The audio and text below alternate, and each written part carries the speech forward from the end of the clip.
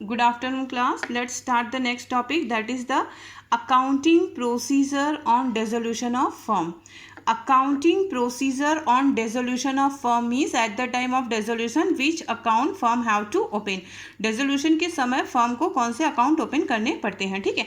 At the time of dissolution the firm have to open realization account, number 1, number 2 loan account, number 3 partners capital account, and number 4 cash and bank account. I am repeating: realization account, then partners loan account, then partners capital account, and then cash and bank account. ठीक है. Eight the time of viva the examiner will ask कि dissolution के समय firm realisation account open कर रही है. Dissolution के समय फर्म रियलाइजेशन अकाउंट ओपन कर रही है, तो क्या फर्म ने कभी रीवैल्यूएशन अकाउंट ओपन किया होगा?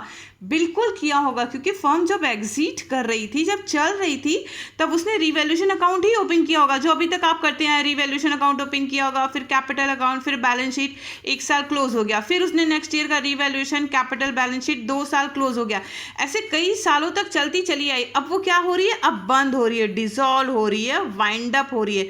तो अब जो वाइंड अप हो रही है, तो वो कौन कौन से अकाउंट बना रही है? रियलाइजेशन अकाउंट बना रही है, पार्टनर्स लोन अकाउंट बना रही है, पार्टनर्स कैपिटल अकाउंट बना रही है, और कैश एंड बैंक अकाउंट बना रही है. ठीक है.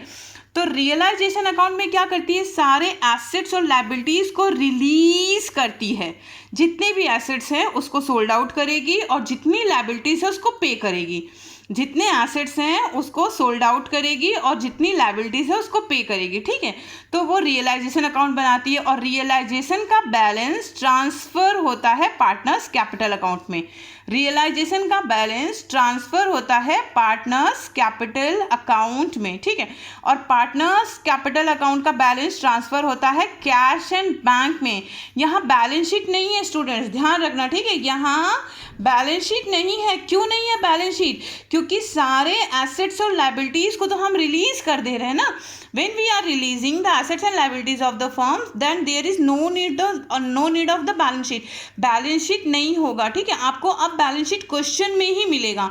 इस क्वेश्चन में जो बैलेंस शीट मिलेगा उसको आपको इन सब में डिवाइड करना पड़ेगा. That we will learn at the time of solving the problem. First we have to learn what is the realisation account. So what is the realisation account? Realisation account we have to sold out all our assets and we have to pay our liabilities. सारे assets को हम sold out करेंगे और liabilities को पे कर देंगे. ठीक है. फिर उसका जो बैलेंसिंग फिगर आएगा वो ट्रांसफर होगा. जैसे कि रिवैल्यूएशन का ट्रांसफर होता था पार्टनर्स कैपिटल अकाउंट में, इसी तरह से रियलाइजेशन का भी ट्रांसफर होगा पार्टनर्स कैपिटल अकाउंट में. पार्टनर्स कैपिटल अकाउंट का बैलेंस ट्रांसफर होगा कैश एंड बैंक में, और आपका कैश और बैंक टैली करेगा. जैसे अब तक के क्वेश्चन में बैलेंस शीट टैली करता था, यहाँ पे cash and bank account tally करेगा. And when the cash and bank account would be tally, इसका मतलब आपका सॉल्यूशन सही है. क्लियर हो गया. अब बीच में एक आता है पार्टनर्स लोन अकाउंट. ये सेपरेट अकाउंट बनता है, बट इसका भी balancing figure cash and bank में ट्रांसफर होता है. पार्टनर्स लोन अकाउंट, अब तक क्या करते थे हम? पार्टनर्स लोन को कैपिटल अकाउंट में ट्रांसफर करते थे, लेकिन यहाँ पार्टनर्स लोन का सेपरेट अकाउंट बनता है और उसको हम ट्रांसफर करते हैं कैश और बैंक में. ठीक है. क्यों? क्योंकि ये एक अलग टाइप की लायबिलिटीज होती है. अब ध्यान रखना. हाँ, पार्टनर्स लोन की बात कर ली जा रही है. पार्टनर्स लोन अगर होगा तो ही सेपरेट अकाउंट बनेगा. अगर पार्टनर्स के फैमिली मेंबर का होगा, फॉर एग्जांपल अगर ABC पार्टनर्स हैं और सीज वाइफ लोन, सी की वाइफ का लोन पड़ा हुआ है. ठीक है. सी की वाइफ का लोन पड़ा हुआ है, तो उसके लिए हमें सेपरेट अकाउंट नहीं ओपन करना पड़ेगा.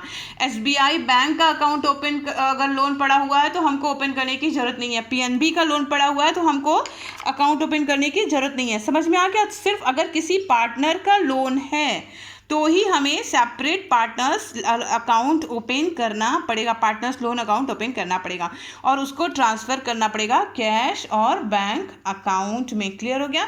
ये 4 अकाउंट्स हमको ओपन करने हैं. रियलाइजेशन अकाउंट जिसका बैलेंस ट्रांसफ़र होगा कैपिटल अकाउंट में, और कैपिटल अकाउंट को क्लोज करेंगे उसका बैलेंस ट्रांसफ़र होगा कैश एंड बैंक में. अब क्वेश्चन में आपको क्या दिया होगा? क्वेश्चन में कुछ चीज़ें दी होंगी. सबसे पहले तो आपको क्वेश्चन में ही बैलेंस शीट दिया होगा. जैसे अब तक के क्वेश्चन में आपको बैलेंस शीट दिया होता था, तो आप उसको क्या करते थे? उसमें से कुछ आप खाली करते थे कैपिटल अकाउंट में. क्लियर है. और बाकी को ट्रांसफ़र कर देते थे न्यू बैलेंस शीट में. समझ में आ गया। अब तक जो आपको बैलेंस शीट मिलता था उसमें से जैसे ओपनिंग कैपिटल अकाउंट होता था उसको कैपिटल में ट्रांसफर करते थे, रिजर्व होता था उसको कैपिटल में ट्रांसफर करते थे, ऐसी कुछ चीज़ें होती थी जो आप कैपिटल में ट्रांसफर करते थे और बाकी सारी चीज़ों को कहाँ ट्रांसफर कर देते थे, न्यू बैलेंस शीट में ट्रांसफर करते थे। लेकिन अब डिसोल्यूशन में आपको जो बैलेंस शीट मिलेगा उसमें से जो चीज़ें कैपिटल अकाउंट में जाती थी वो अभी भी जाएंगी। मतलब कैपिटल का ओपनिंग बैलेंस होगा, रिजर्व होंगे और जितना जो कुछ भी कैपिटल अकाउंट में ट्रांसफ़र होता था बैलेंस शीट से वो अभी भी कैपिटल अकाउंट में ट्रांसफ़र होंगे। और बाकी जो चीज़ें न्यू बैलेंस शीट में जाती थी अब वो न्यू बैलेंस शीट में ना जाके रियलाइजेशन अकाउंट में जाएगी। ध्यान से सुन लेना बच्चों। देखो हम लोग रीवैल्यूएशन में कुछ नहीं ट्रांसफ़र करते थे बैलेंस शीट से, हम रीवैल्यूएशन में बैलेंस शीट से कुछ नहीं ट्रांसफ़र करते थे। रीवैल्यूएशन में सिर्फ हमारे एडजस्टमेंट्स जाते थे, है ना, एडजस्टमेंट से रिलेटेड चीज़ें जाती थी।